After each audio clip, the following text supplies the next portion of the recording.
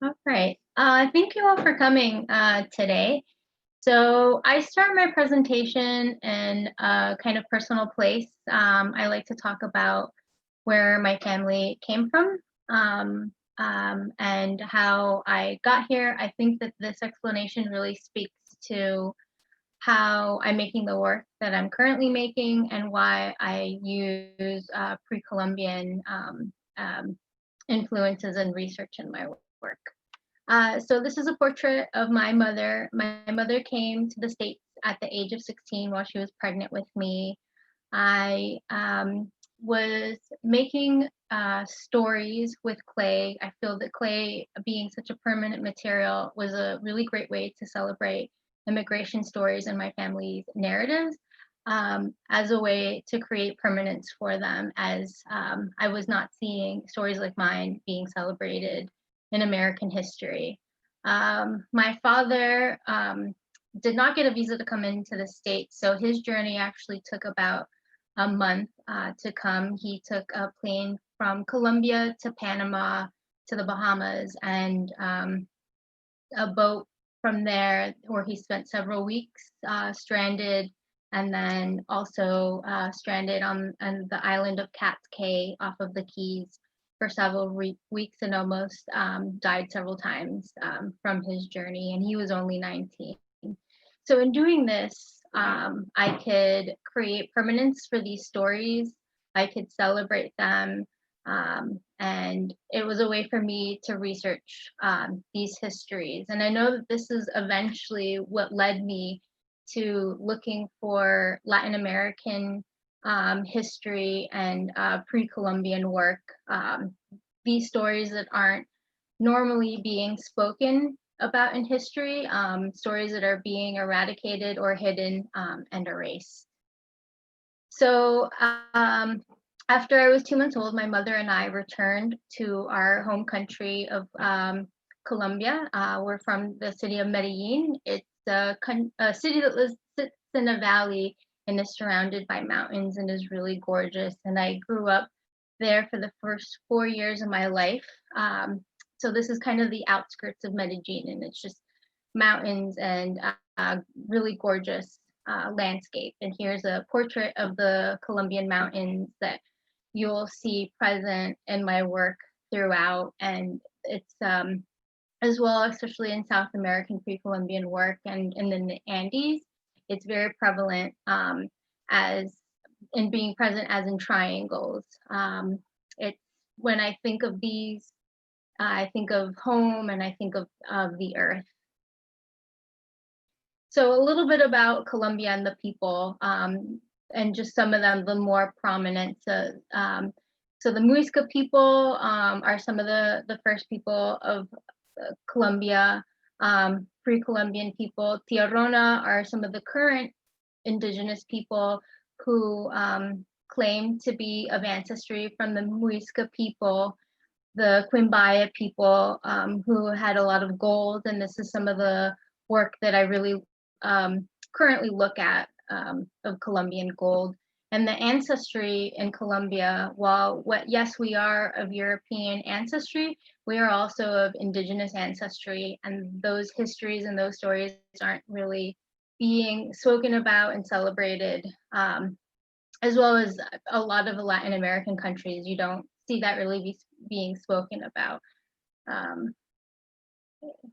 So when I was 4 years old, I moved back to the States with my mother. We moved to a small town in Bristol, Connecticut. And with that and moving back, although I'm not an immigrant because I was born here in the States, I definitely identify with the immigrant narrative and story. I did come back to the States and I had to assimilate and I had to learn English. And back then, when you were going to become an American, it was all about looking forward and forgetting about your past. And I think because of this, so I skipped a part, sorry. So I did learn English and I assimilated within the first month. I learned English and forgot Spanish, and it was all about like moving forward. And eventually, at the age of 10 or 11, I moved to Miami, Florida with my mother. And because of this, I started to relearn Spanish, and I started reconnecting with my culture. I started going to Colombia over the summers and reconnecting with my ancestry and my heritage. This, I know this was like a defining point, and because I had to actively seek this out and connect to this history and this culture on my own, I know that that is why in my work I actively seeked out and researched pre-Columbian histories and indigenous identities, because within um, Latin American cultures, that was also a history that was being pushed aside and hidden. And I saw the parallels of how I had to assimilate coming to the States, and how as a whole culture we assimilated to become um, more of this European ancestry. So that was a pretty defining point in my life. So eventually in my work, I did start researching pre-Columbian work. I definitely started with Mesoamerican artwork and histories. This is a Mayan piece that's actually in the museum's collection. And this was an easy diving point because Mesoamerica, there's so much ceramic figurines, and there's a lot more information as opposed to South America and the Andes, and especially Colombia. There's not a whole lot of information about those objects in history, as well as this Mayan cup that is describing the codex. And the codex is like one of the first images that I saw when I was researching pre-Columbian work. So I think the figures of like the Mayan and the Aztecs really drew me to ceramic at first, because of all of the figures and the renderings. Theirs were more trying to be slightly more realistic than a lot of the other figures that I was finding. So what I was interested in for my work was the zoomorphic forms, the ambiguousness of humans becoming animals or animals being humans, or even the combinations of different animals to describe these kind of new creatures. And I was really interested in that. I felt that there was a bit of humor in this work that I was interested in. And these were all just points that were making me look at that. So, and that, yeah, that ambiguous of like having a cone head or a square head, I was interested in how the body looked like that. So this is a QUIMBAYA piece from Colombia. And this is when I started simplifying my forms, and I was interested in how the simplification of the body, where it was just slits for eyes, and that was called some eyes, and a slit for the mouth. And it was really about the essence of a body and not so much of trying to reference a body. So it was like the movement and storytelling and things like that. So, and though I didn't make a square head, I had a lot of those cone heads. So here's Costa Rica head that's in the museum's collection, and that those simplifications, the grimaces, the characterization of pieces, I was just really interested in. As well as the symbolism was really important to me, and I was really looking at that. So the snake is one of those first few pieces that throughout my work kind of come out in various times. I was really interested in the symbolism of the snake, and throughout a lot of Latin American pre-Columbian cultures, it had a lot of significance of being connected to the earth and being a humble animal. The snake's belly touches the ground, the earth, so it's like one of the closest animals, and I referenced that a lot in my work. Here's one of the Aztec snakes that Angel shared with me, and those were some of the first ones that I was looking at. There's a lot of myths and like stories of snakes, and as well in Colombia too. So here's some pieces that I made over the summer.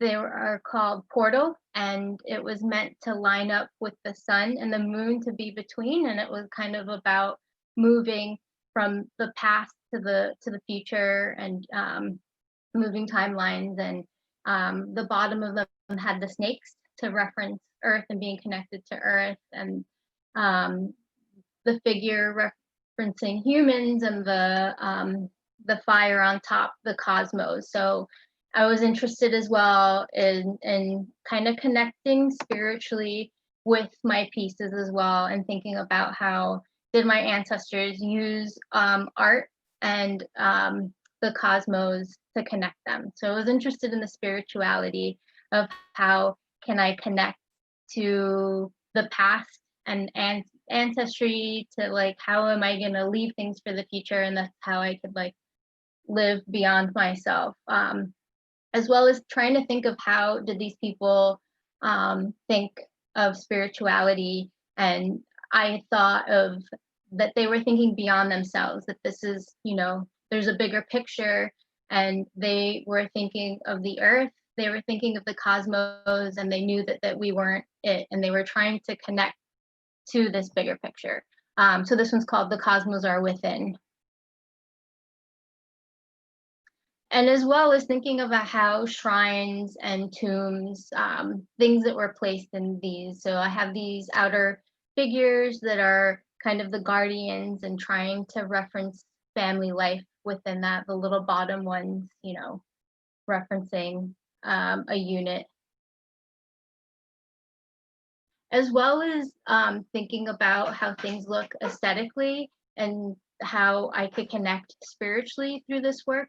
I also thought internally, how am I connected to this ancestry and to this history? And I thought a lot about, is this history is really present within me, and thinking about genetic memory and that these things are present. So I did do a series of trying to describe genetic memory and lineage and connect myself to that ancestry. So these pieces were about casting from original object and making a mold, and that's like putting material around it, and then from that cast you can make multiples of that one piece. And I was using that as a reference of thinking of like my ancestors and the people who came before me, and that I'm a cast from them, and that we're growing and our lineages are changing. So like this one, the bottom are the ancestors, and it's a lineage and it's growing, and we keep moving, and we're losing things but we're gaining things, but a lineage moves in this way. So kind of thinking about the ancestors at the bottom and I'm at the top, and how we're growing. So that is kind of an internal way of how this history is with me as well. I'm also and am really interested in how women are portrayed in pre-Columbian work, and how the role of the mother, how fertility is demonstrated, and how these figures are I feel that they're put up there just as much as, you know, a politician or a warrior, and that role was really celebrated back then. And I like to do that myself and think of my role as a mother and trying to describe that position for myself. So here's a figure from a Costa Rican figure of a mother holding its child, and this one's from the museum as well. As well as researching these objects, I'm interested in how I can interweave and intertwine my personal narratives with these like ancestral and this history together. So that was a MUISCA Colombian golden death mask that was found in tombs placed on the dead. So I would use that as a way to celebrate and complete rituals and have ceremony within my family. So with me living in the States, I'm away from family. I miss out on marriages and births and deaths. And for a way for me to celebrate and to mourn, I have inserted like these historical rituals with my family narratives, and in a way to celebrate them. So these are all lost aunts and uncles. using those Colombian death masks for them. I've also been researching more specific Colombian histories. So this is the story of El Dorado, and the story goes, there's various stories of this. Some of the stories are the MUISCA chief Zipa would adorn himself in gold, and he would go to the lake of Guatavita, and he would throw these gold objects into the lake. So that was like one story. One story is that it's actually a place and it wasn't a ritual. And then some of the stories that get confused in it is the actual act of the Spaniards coming over to Colombia and looking for the gold. And they did come over and look for the gold, and they actually ended up draining a bunch of lakes and spending more money than they found in gold.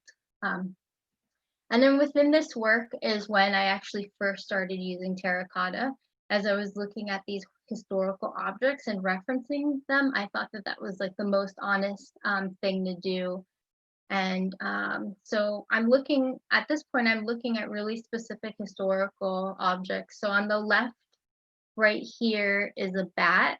And within my research, I found that that was really thought to connect with feminine energy and was used for that purposes. And then on the right, I have a frog. And with some of my research, I kind of embellished and took on the initiative of describing it as a male energy. So I kind of split Zipa into a feminine and male energy in my work.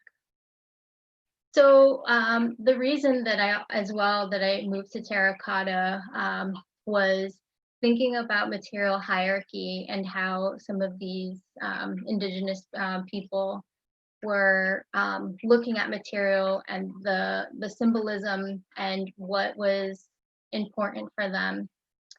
And I think material didn't have, that one wasn't more valuable than the other. It was more about the ritual that was being completed or the symbolism that gave it its value. And I was also thinking of like where these materials were being found, and the terracotta was, you know, side by side with the gold was being found in the rivers and in the mountains. So I really was interested in that contrast of those materials being together. So here's a close-up of Zipa in his boat, and you could see all of the little gold objects that I created for that. So it's a combination of taking actual historical objects and ones that I kind of morph into my own imagination. So on the left right here, this is a papora. It's an actual object from the MUISCA people, and it was used to store lime, and the lime was to allow them to chew the coca leaves. So on the right is my recreation of those objects, and on the top is my recreation of using actual gold objects with ceramic objects of Colombia and kind of morphing them together to create these new objects. So in 2018 and 19, I spent a year at Harvard Ceramics. And with that residency, I had access to all of their libraries and their collections, like the Peabody Museum. And within that collection, I studied Moche Peruvian vessels. And like this one was pretty much my focal point while there. And it's a puma killing a war captive, and the puma is taking shape for an actual warrior.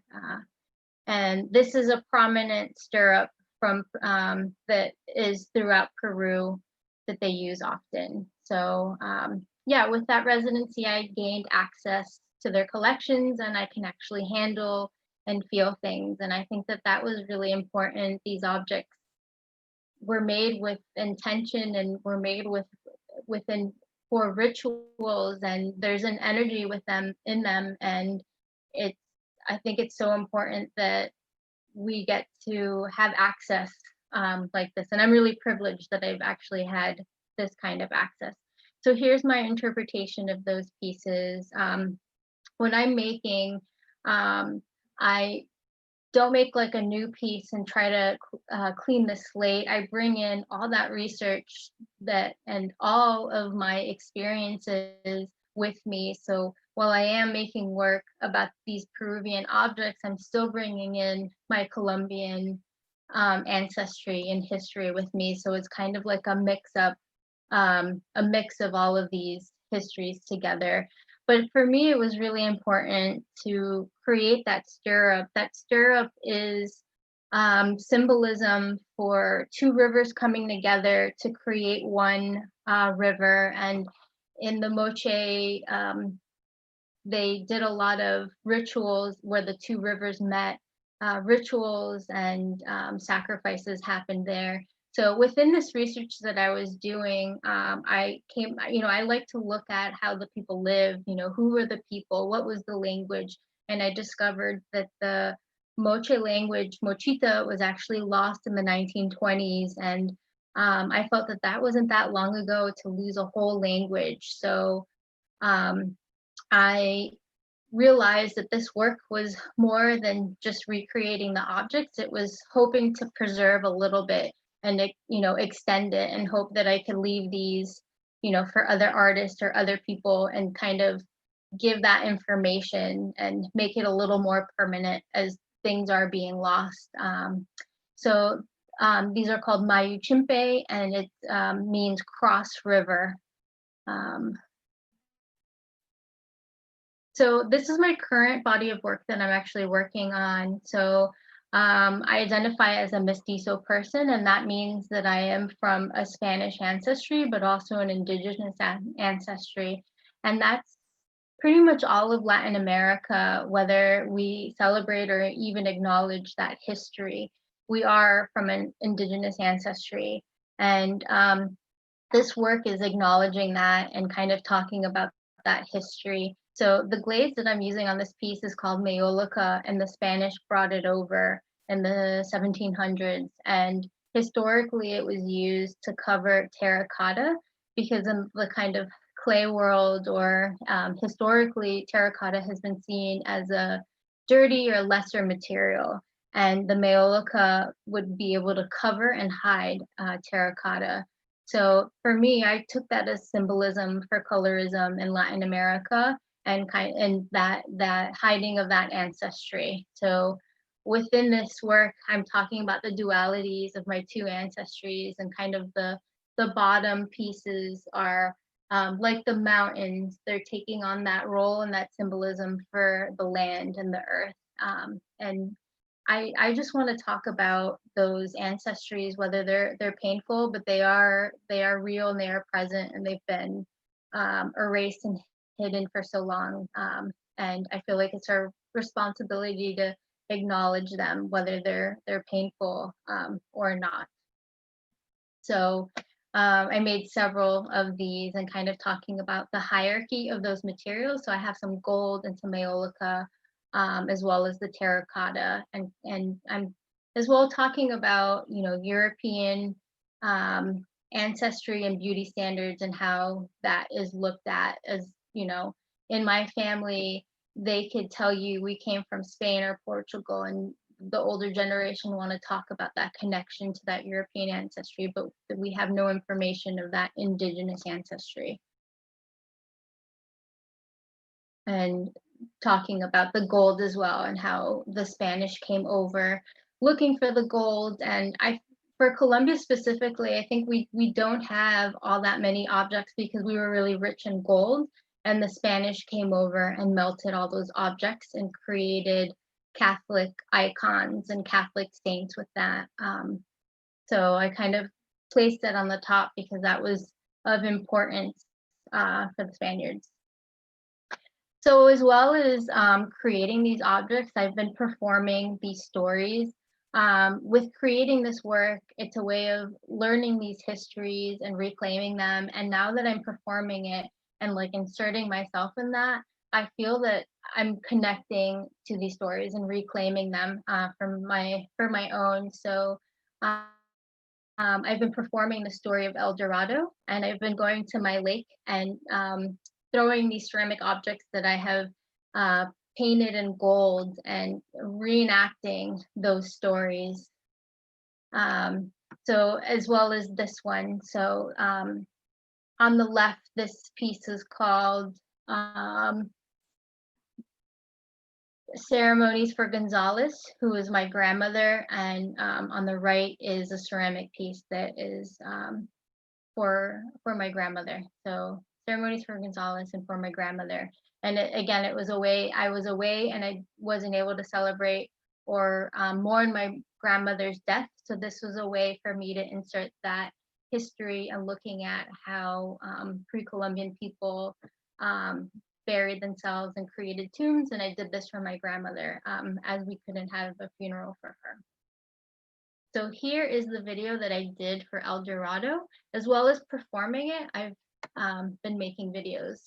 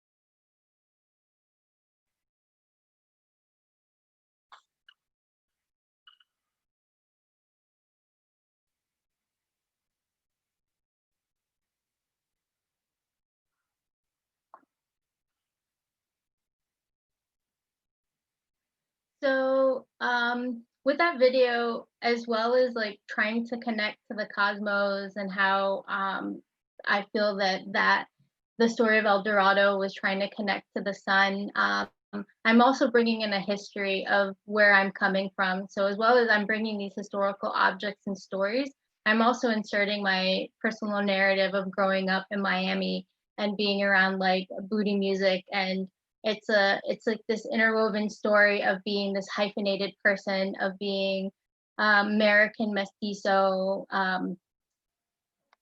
Saturday morning cartoon person.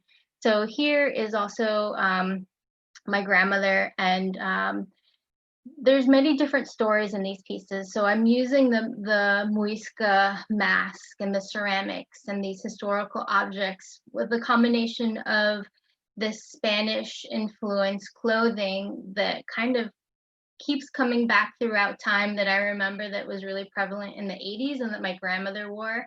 So I'm just kind of touching upon all of these histories coming together.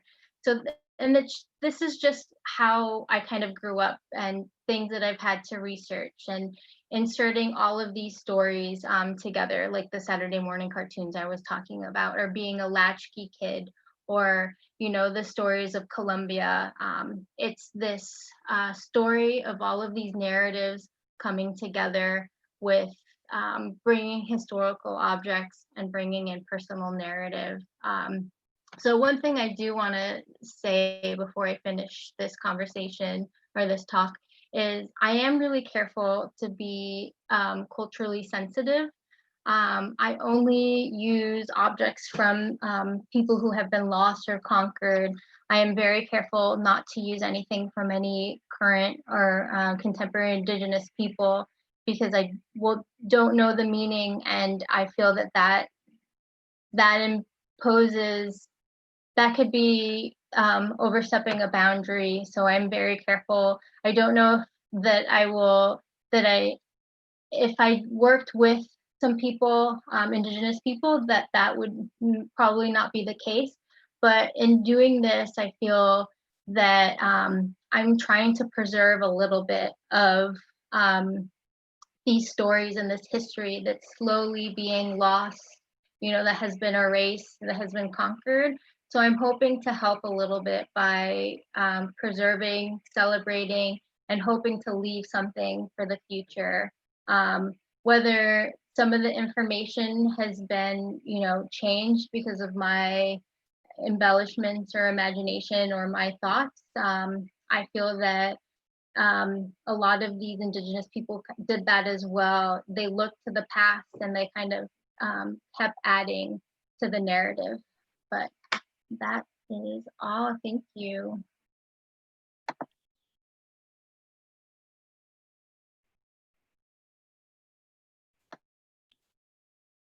Thank you so much. Let me share my screen. Share screen. Okay. Can you see it? Yes, not? Yes, looks great. Yes, looks good. Thank you so much. Okay, thank you so much for being here today. And thank you, Natalia, for your wonderful presentation. It's a great job because I would like to start my presentation by using a different scope, different lens in this scenario, because I'm an archaeologist and I'm also an anthropologist, and I'm starting my career as a curator, but we don't have the artistic perspective in the archaeological record or in Mesoamerica. It's my focus of study. So to me, this is a fantastic opportunity to exchange and to create this dialogue so necessary these times. Now, because I would like to explain the focus of this presentation. It's going to be on ceramics, but in a different scope, as I mentioned, because the collection, the ancient art from the Americas in the Museum includes different geographical areas, not only Mesoamerica, Central America, Costa Rica, Panama, Ecuador, but the Central Andes. And these two areas deserve a known presentations. But today I will present, I will focus on Mesoamerica. I'll present in the last part of the presentation only 2 slides of speaking of material from Costa Rica and the Central Andes, but we are going to focus on Mesoamerica. Okay, to give you a little bit of context about what Mesoamerica is, as the label describes, Meso, it's between America. This is between the Americas, South and North America. That this is a cultural area that encompasses mostly Mexico, but other countries, present-day countries like Guatemala, like Belize, Costa Rica, Honduras, El Salvador. But in this geographical area emerge different societies, civilizations. This is one of the only few parts in the world where civilizations emerge independently. The other in South America is Peru. Okay, maybe you know that in Mesoamerica emerged different cultures and societies, as the Maya here in the north part of the peninsula, Guatemala and part of Guatemala, but also the Olmecs in the Gulf Coast of Mexico, Tarascan in West Mexico. We'll speak a little bit more about that in this part. Oaxaca and Central Mexico. So the question here that I want to put on the table is, what can ceramic tell us? Natalia tell us a fantastic story about the process of being an artist, but we don't have this in the archaeological record. So we need to expand to increase our scope. But as part of the context, I will mention that this cultural area covers almost 3,500 years from different cultural society people, right? Some of them were contemporaneous, others don't, like Maya and Aztecs were not at the same time, or Olmecs and Tarascan were not contemporaneous. So in this, in doing so, this process of emerging and fall of civilizations from many centuries, thousands of years, and then finished suddenly, in part because the arrival of Spaniards. You know that a small group of Spaniards came to central Mexico and they overthrew the Aztec Empire. So big, but it doesn't mean that it's the end of indigenous civilization. Means only that it's a deep transformation, it's a rapid change, it's a revolution on different aspects of human life for these people. But what is different from previous changes in Mesoamerica is that some small group of individuals tried to destroy all kind of indigenous beliefs and manifestations, and they try to eradicate it completely, to burn and to destroy all the temples, all the languages, behavior, practices at this time.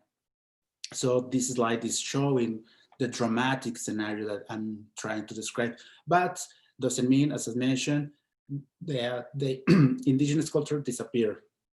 Because in these days we have many indigenous groups surviving and practices and their own culture. So these many of these objects that we consider art, works of art, survive in some of them hidden, other in private collections. This idea of indigenous belief as were evil changed through the history of colonial present-day Mexico. Other objects are preserved in museums, as the North Carolina Museum of Art, that we have a incredible collection of objects. But also, I would like to mention in this process of preservation of objects, other kind of process in between, because this slide to show you a present day the Valley of Mexico, Mexico City. But I would like to mention the mix of these different cultures, as Natalia told us about this idea of mestizo, right? Because many times we see these processes, these groups dialoguing, sometimes in friendly, other times they weren't so friendly. But here in this slide on the top left, I'm showing you a kind of palimpsest. It is the presence of different texts, of different remains in the same plane. It's a juxtaposition of different perspectives.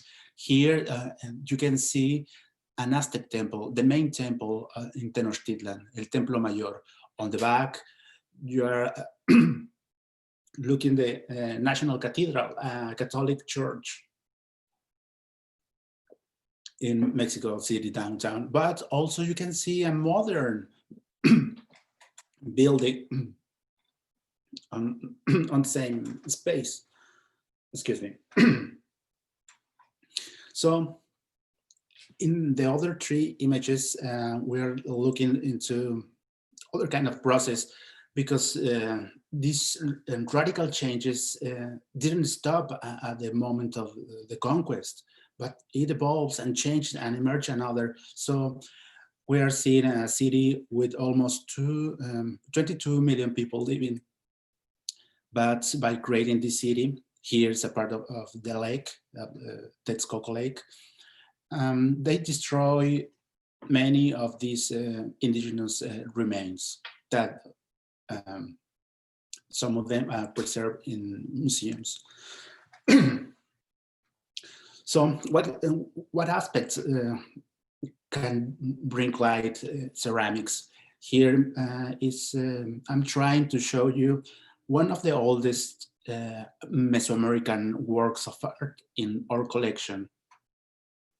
Here, these 4 pieces are coming from the same area, from Western Mexico, present day Colima, Jalisco, Nayarit, that they are showing us some aspect of these ancient lives, of these ancient practices that they act one day and another, and for many, many generations. So was so dynamic, this interaction, that leave us a footprint in the archaeological remains. These objects probably came from tombs. They act as guardians, but they are depicting beautiful persons, women, powerful women, transforming material, creating this alcoholic beverage, pulque. Other times are showing us warriors. Warfare is a very pervasive activity in Mesoamerica. It's always present in all societies in this part of the world, but other times are showing us other powerful women, probably pregnant, attired with this beautiful necklace. Other are showing their own natural landscape. Here, a word with parakeet supports. These objects are almost 2,000 years old. Moving in time, we are, in this slide, I'm showing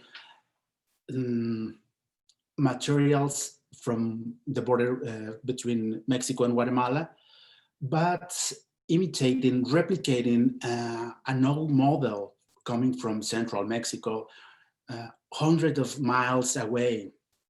We have to remember that at this time, these societies didn't have proper roads or highways like in Peru or Rome, the Roman Empire.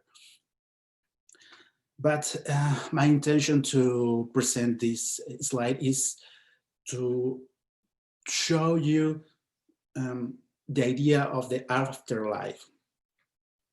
Now, these 2 sensor leads were intended to represent mountains, but at the same time, mountains were assimilated to temples, but not a simple temple, but a specific temple, a paradisiacal realm that in Maya text, it's called the flower world. It is a mountain surrounded by precious birds like quetzals here at the corners of this sensor, or hummingbirds. Other times, this space, this paradisiacal realm is full with butterflies and flowers like these the 2 pieces. It's surrounded completely by sweet aromas of copal.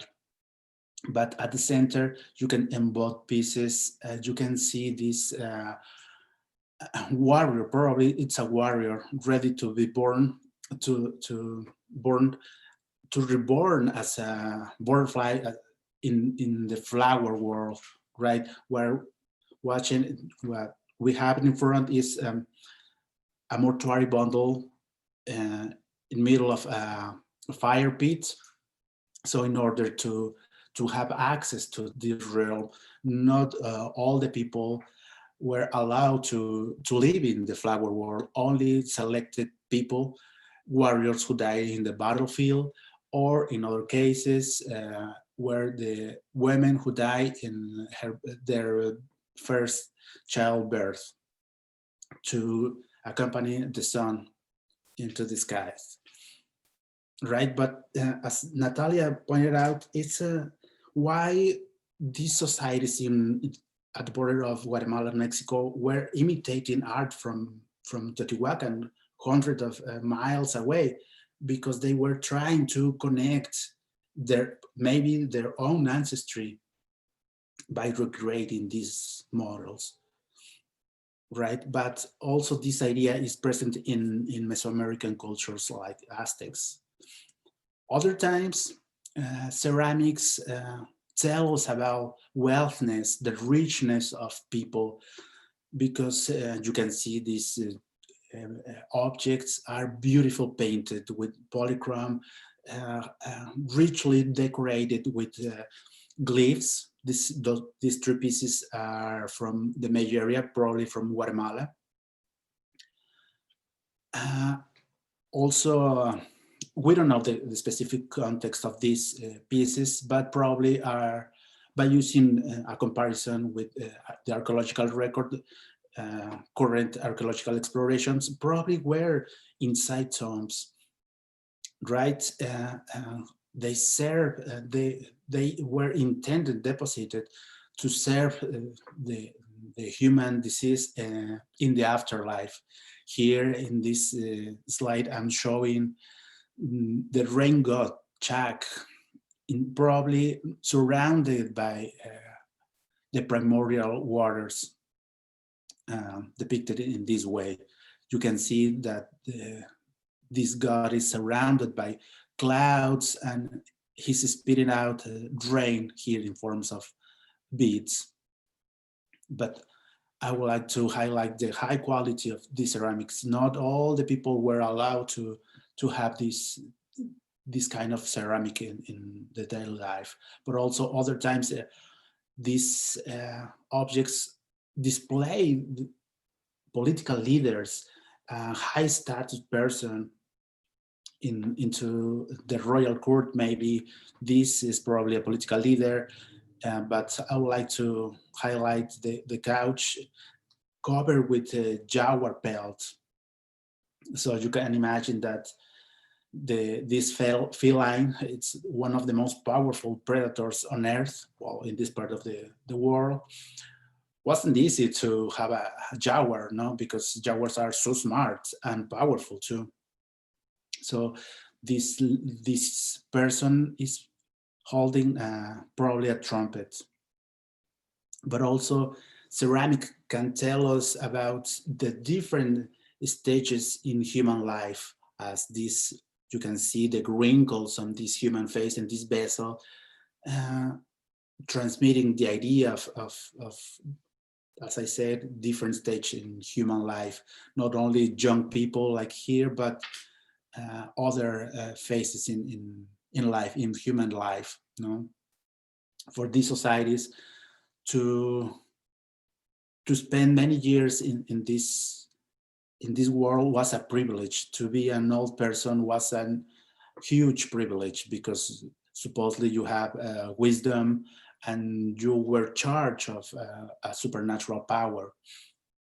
But also ceramic can tell us, as an archaeologist, demonstrate many times that we can test these ceramics to know where the clay came from. No, because sometimes the clay, the materials are coming from hundreds of miles away, or other times from an exchange.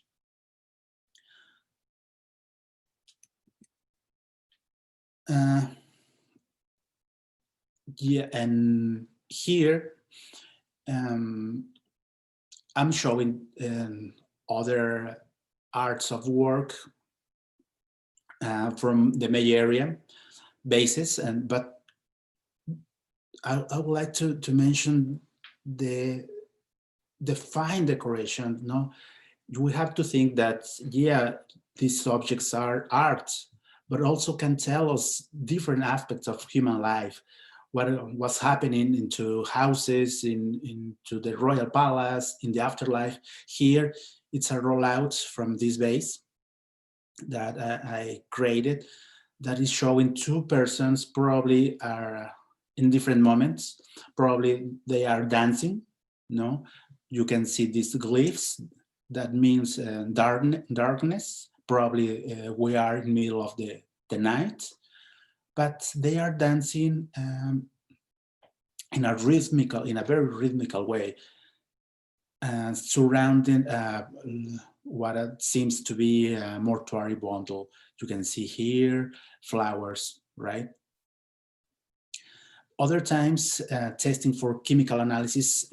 So the idea here is the archaeologists, we can take small portions of the vessel, the clay, and in order to do chemical analysis, searching to know what kind of liquid contained in these vessels. In many cases, we know that we have other examples from Guatemala. They contain an alcoholic beverage, pulque. Other times, a specific protein can tell us that these vessels contained chocolate or water or other kind of liquids, right?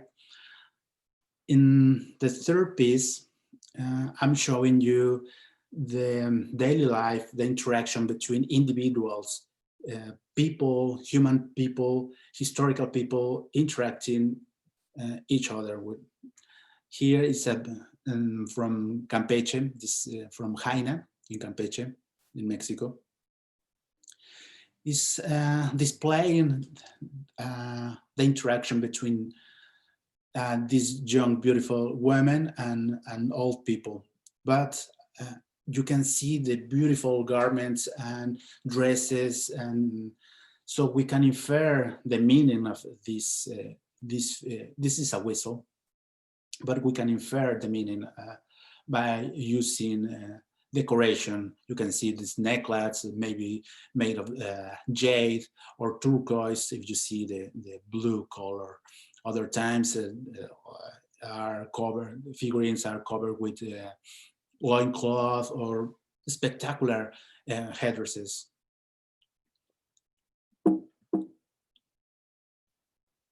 Continuing with this idea of ceramic telling us some specific ideas about the other realm, other supernatural beings in interacting with humans.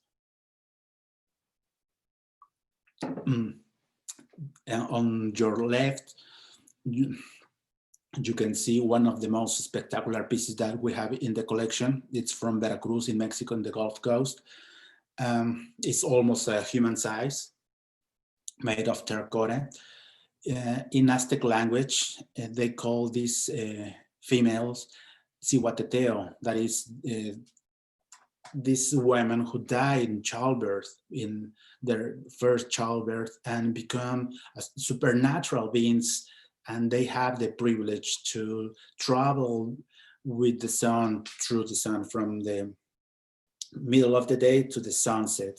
But these effigies showing a spectacular headdress made of snakes, but not a simple snake, a double snake, that using historical texts from the Aztec time, we know that they call this double-headed snake Maquiscoatl. That was an omen.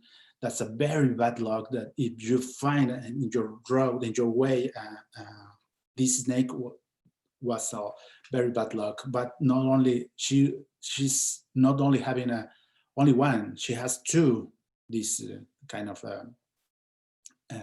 supernatural snakes, but she's wearing this half mask, probably related to the wind god Quetzalcoatl. Also holding a copal bag. Copal is a resin, this aromatic resin that when you put it on fire, you create this smoke, this aromatic smoke. But from indigenous Mesoamerican cultures, this to burn this resin was to create a link with the other world, with your ancestors. So here, and this was probably was a incense burner, this effigy. So by using these objects, you were bringing your ancestors, who died long away.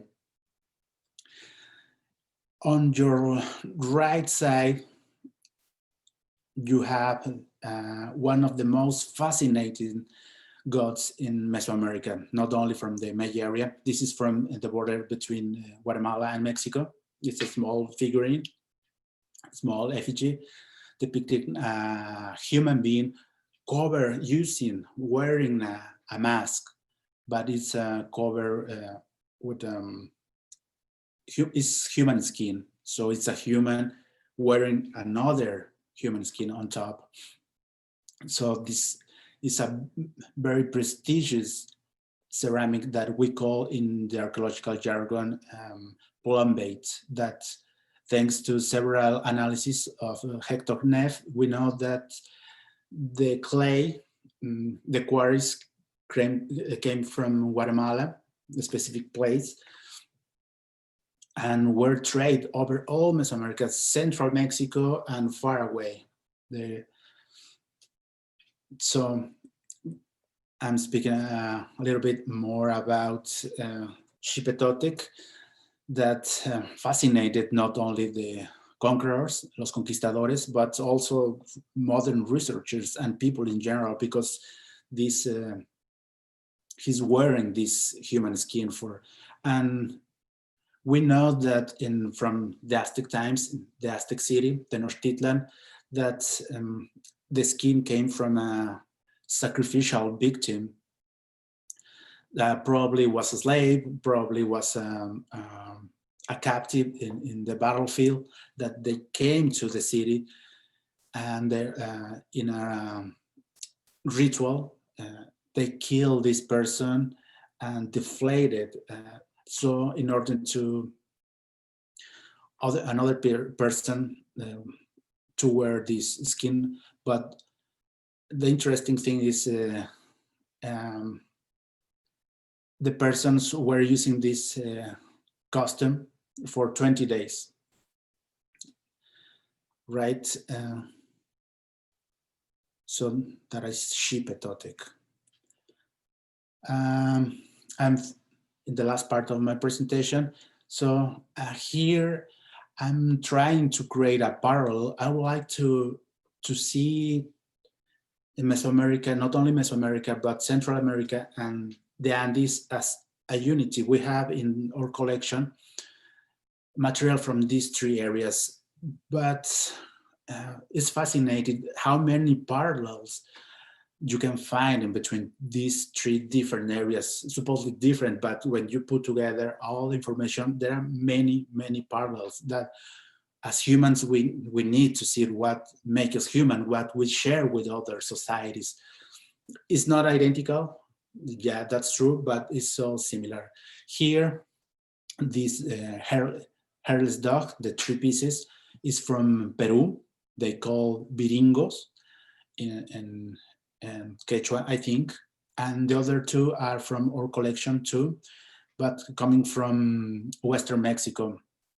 So the ideas that they have in Mesoamerica about this dog in Aztec language, Nahuatl is called Xoloitzcuintli, this hairless dog, dogs without hair, but they believe that this dog served as a company because they were guardians. You know that we have dogs right now, but not only in this life, where dogs were not only protectors in this life, because when a person died, they believed that the soul started a journey to the final destination, the Mictlan. And so, but there are different dangers and omens in this journey. One of these was to cross a huge river, but in order to cross this water, you needed the help of a dog, no? So it's better to treat well or dear friends. So these dogs were guardians in the afterlife, not only this, but beyond. Finally, these pieces are from Costa Rica, all four, displaying these supernatural or mixed animals. Jaguars are the more pervasive because jaguars have a lot of meanings, because they were the most powerful predators on Earth. So smart, as I mentioned, but jaguars were charged with this idea of magic. They were so powerful because they are quiet and suddenly appear, and they disappear at nights, and they can see at dark. But at the center, you can see a mix of jaguar and a turtle. Here, too, you're seeing a jaguar, incense burner, but also other kind of animals, other kind of predators that high elite people were connected, or they trying to modify their bodies to seems like crocodiles in this case. And finally, my last slide is showing you that we used to think that the past is not present here, but maybe it's not totally true, because modern indigenous communities are practicing the same ideas, the same rituals in this time as in Mesoamerica and in the Andes. These pieces are from the Andes. This is a rollout from this piece. In the Andes, they believe, and Mesoamerica too, there is an association between frogs, like this, and rain. They believe that the sing of these toads act as the bringer of the rain. Other times, this is a whistle. It's a wonderful stereo beso from the Andes. And finally, here is a rollout from this moche piece from Peru, depicting the ritual runners. There is two different, probably hawks, running, holding bags full with beans. So I would like to finish with this idea of reconnecting this past that apparently it's gone, but it's not totally gone. It's always present, and we have to think when we visit not only our museum, but other museums in the world, that behind ceramics are people acting, interacting with these objects, artists, as obviously Natalia shows. So that is, thank you.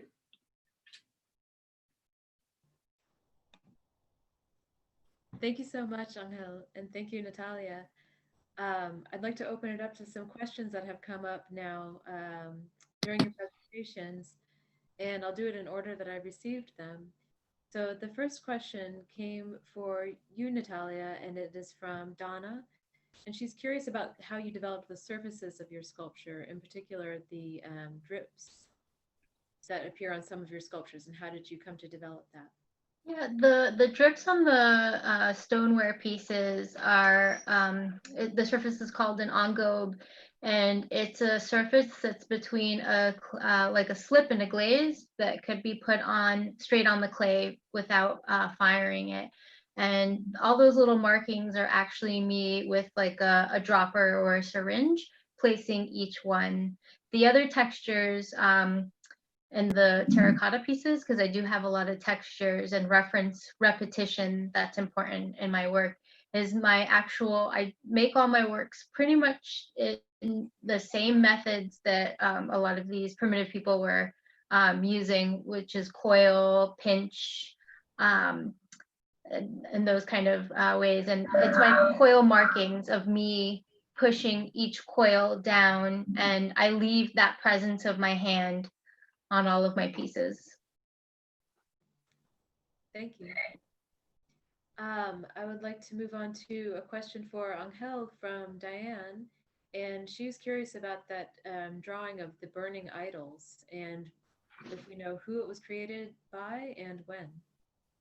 Yeah, this is from a Franciscan friar. It's called, the name is Diego Muñoz Camargo, from La Historia de Tlaxcala, the history of Tlaxcala, that's in a state in Mexico City. Yeah, it was written just before the conquest. So after the war of conquest between Spaniards and indigenous cultures, they start to create this. Um, they start to think in alternatives from violent encounters to avoid this warfare. One of these answer was to know about the indigenous cultures, because if they know the mind, they could understand how to neutralize these beliefs, because the goal was to eradicate these indigenous beliefs. So they create different questions systematically, and they start to ask indigenous about their beliefs, about their gods, supernatural beings, foods, language, history, laws, and we have a tremendous amount of information about these societies. So one of these is from Diego Muñoz Camargo, that's the slide that I show you, depicting what happened at that moment.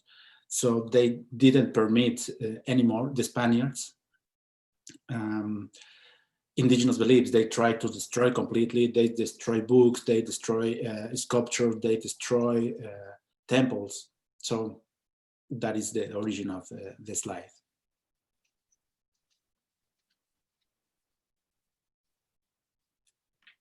We can hear you. Thank you.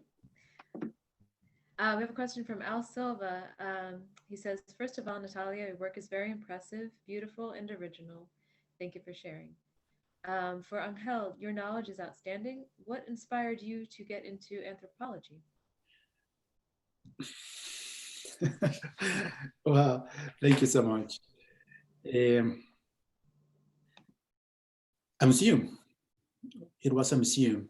I was 9 years old, I think, and so in Mexico City, there is an important museum. It's called the Main Temple Museum in downtown, the Museo del Templo Mayor. They start this museum, and so I asked my mother, Mom, can we go? Because it was like 2 hours away from my home. And my mother told me, yes, we can, but you need to bring good grades. So, long story short, I did. And my first time there was astonished. I remember looking to, like, for 20 minutes, blue vessel. For 20 minutes, I was 9 years old, and I was so impressed. It's like it's a new world, totally in front of me. That's like, what is happening here? I want to know about these pieces. And the most surprising was the archaeologists. They could tell us many things about this ceramic piece. So that was the moment that I decided to become an anthropologist and archaeologist inside a museum. Thank you. That's wonderful. I have a question now, and I think it's for both of you. It's referencing the figure, the large figure, double snake headdress, and there's something in her left hand, and we have a question that asks, is that the same object that Natalia, you are showing in your artwork? And I believe it's the copal bag that was discussed. I don't think so. The ones that I'm usually holding in my piece is a double stirrup pot that I've turned into gold that is prominent in Colombia. I can't remember what she was holding though. Yeah, it's probably a monkey head. I'm not totally sure because I need more information about this. but it seems like it's a monkey or imitating a monkey head. In using the archaeological record, we have examples not for monkeys, but for human heads used as copal pouch, I mean, or imitating human heads, right? That is pretty usual or normal, common to find in this art from Veracruz, in La Mixtequilla, it's called, the style. These statues made of terracotta, covered completely with attires. One of these pervasive attires is copal bag, this aromatic resin that, you know, actually you can find in stores here, that when you put this copal and into charcoal, it's very aromatic. It's a pleasant flavor to smell. But for these societies, it's a way to purify the space and to create a link with the supernatural realm. Thank you. I'm going to go to a question in the chat that has come up from Julie West. And she says, how do each of the panelists think these kinds of dialogues between modern and ancient art can help us better understand the diversity of cultures in different parts of Latin America?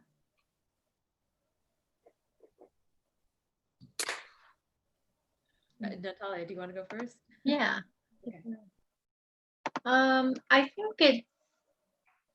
I think it's important to look at that because there's a lot of similarities and parallels of, you know, I think that I'm making really similarly to some of these pre-Columbian people.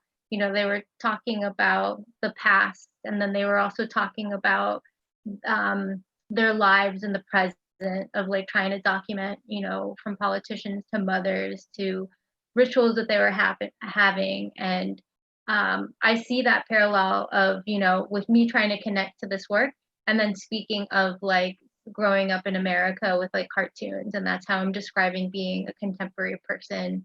And I think it's important to see that we were very similar, even though the times are very separate.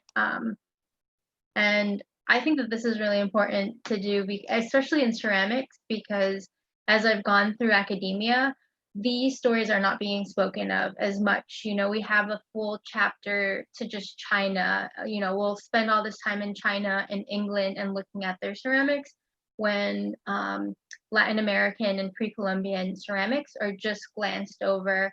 It's almost thought of, because it's terracotta, as like a lesser material or not as important. And I think that it was just important. It's just another material. And these kind of values that we have placed throughout history on material is like another way of colonization and kind of giving hierarchy and preciousness to other materials. So I think that it's important for us to have conversations so that these histories could start being more present in the classroom. And, you know, when I visit schools, I like to talk about this a little bit, and I hope that I'm changing the dialogue just a little bit. And I think another facet of that question is just also about the diversity of cultures between in Latin America, and you know, maybe the majority of folks who walk through a museum and see this collection of, you know, Mesoamerican objects might not understand the different cultures that are being represented. And is there something in that dialogue between contemporary art and ancient art that helps describe maybe some more about the diversity of cultures that are represented throughout Mesoamerica, as Angel showed in his map? Yeah, I think these dialogues are so important. Yesterday that we run a trial for the presentation, I was fascinated with this perspective that Natalia has, because we don't have this in the archaeological record. We have a limited perspective of what people were in the past. So Natalia can tell us about this artistic process of create pieces of work, how she's thinking of the logic behind, of the forces behind this art that we as anthropologists or as archaeologists, I'm speaking for myself, I don't have these individuals in the archaeological record. I would love to have, but unfortunately, it's not possible because the archaeology is the nature of the archaeology is in that way. We work with societies. So yeah, I was fascinated with this conversation to think in a new ways. Like, yeah, we think that ancient people think about their present. Yeah, but yesterday Natalia was mentioned something like, yeah, maybe they were thinking on the future. I was like, what? No, it's like yeah,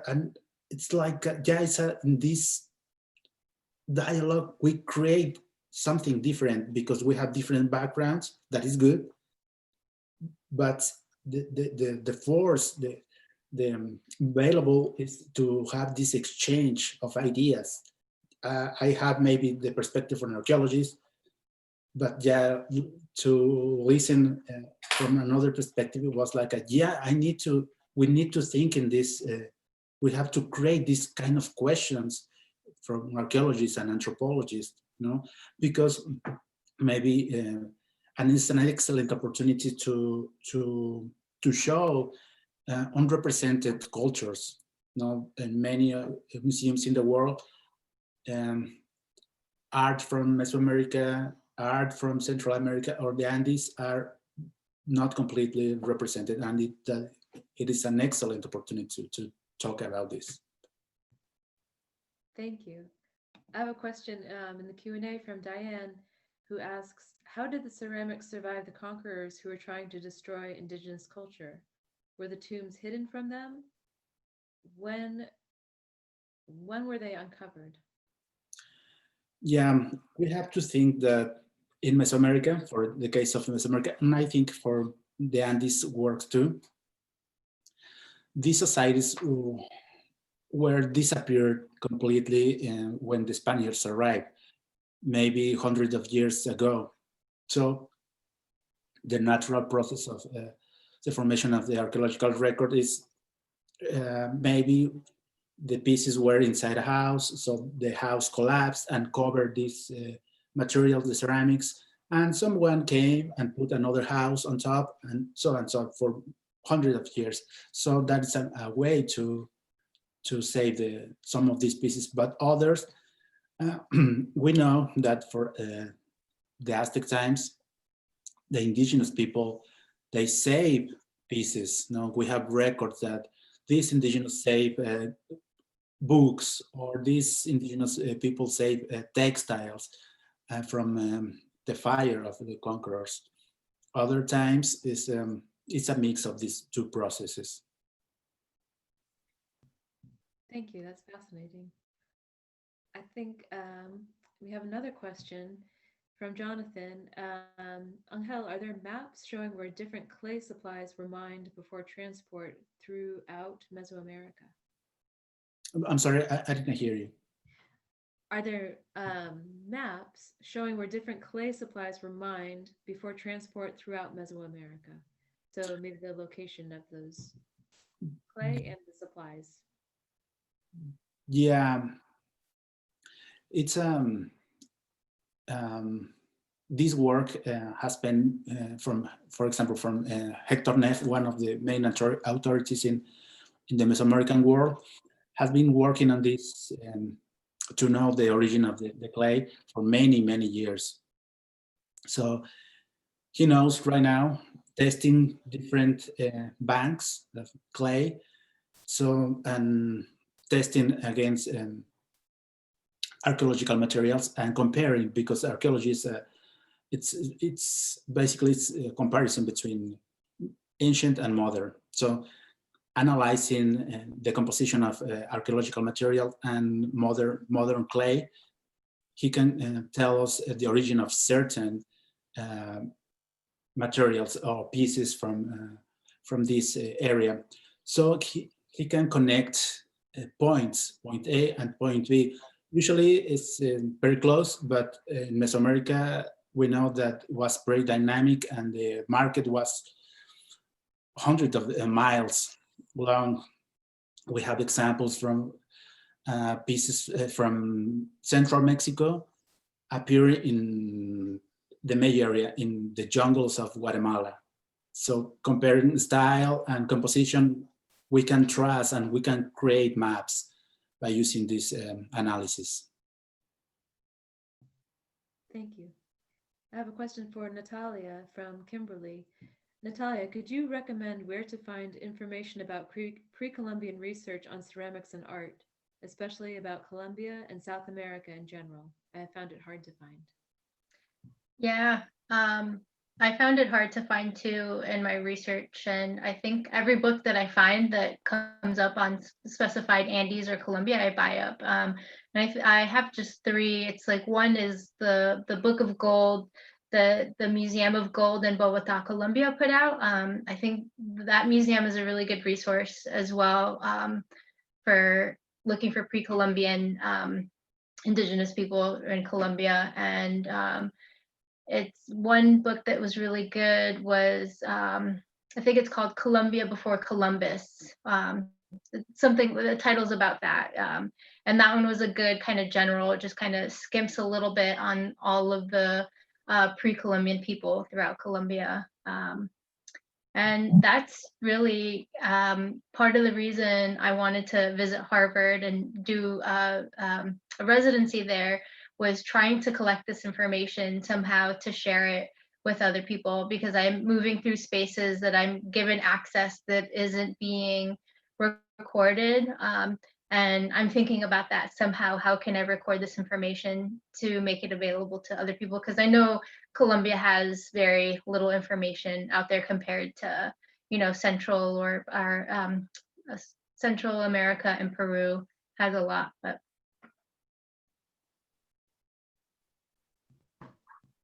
Thank you. I put that into the chat. thank you. Okay, wonderful. There are a few folks that have their hands raised. If you'd like to put your question into the chat, if you're still here with us, feel free to do so. I have Ilana, Carolina, Renee. We're happy to take your questions.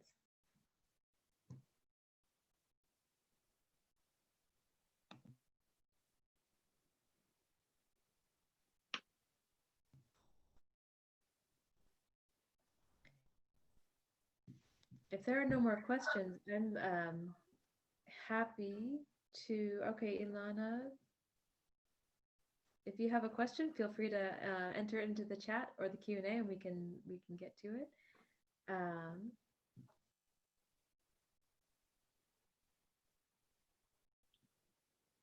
I know that we really appreciate having both of these panelists and just their different perspectives.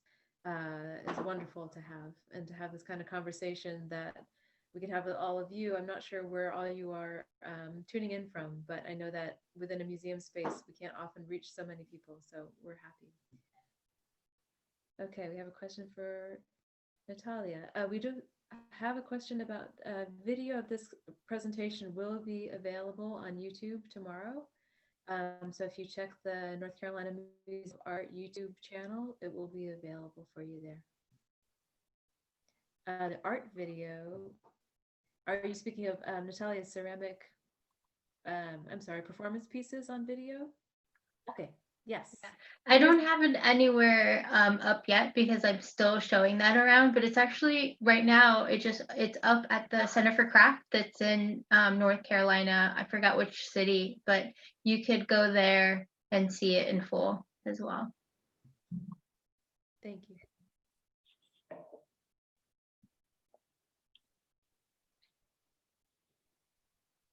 Okay, thank you all so much for attending. Again, you will be able to find the video of this conversation on our YouTube channel tomorrow. And I really just want to thank you again, Ángel and Natalia, for your time this evening and for sharing your work with us. And thank you to everyone who tuned in. We really appreciate your presence. Thank you. Thank you.